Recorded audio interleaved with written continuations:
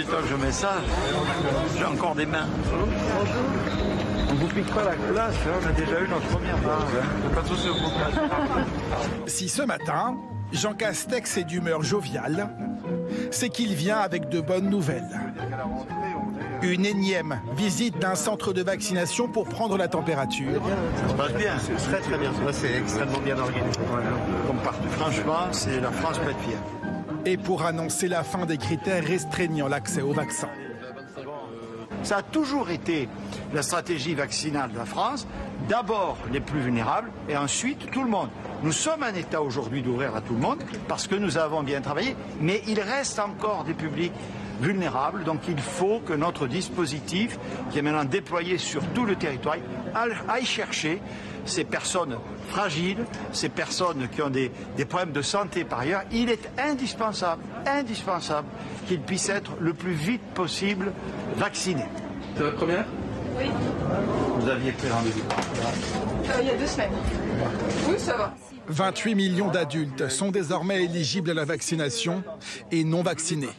La fin des critères d'âge et de santé va provoquer quelques embouteillages dans les prises de rendez-vous.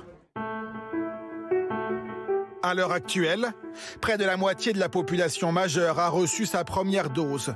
Plus de 10 millions sont totalement vaccinés. À ce rythme-là, avec 500 000 doses disponibles chaque jour, les objectifs de 30 millions de primo-vaccinés d'ici la mi-juin devraient être atteints. Cet objectif est à notre portée. Nous avons reçu, je le rappelle, 12 millions de doses de vaccins au mois d'avril, 15 millions au mois de mai qui se termine. Nous en aurons 27 millions au mois de juin. Chaque mois, l'arrivée des doses s'accélère. Alors le gouvernement envisage un nouvel élargissement de la vaccination. Le Premier ministre dit vouloir avancer dès cette semaine sur le cas des enfants et adolescents de plus de 12 ans.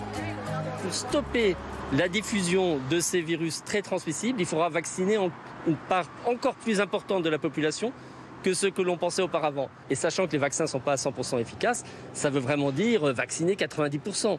Et quand on vaccine 92%, il faut aussi inclure les enfants si on veut que le virus s'arrête de circuler de façon épidémique. Vendredi, l'Agence européenne du médicament a approuvé le vaccin Pfizer-BioNTech pour les 12-15 ans.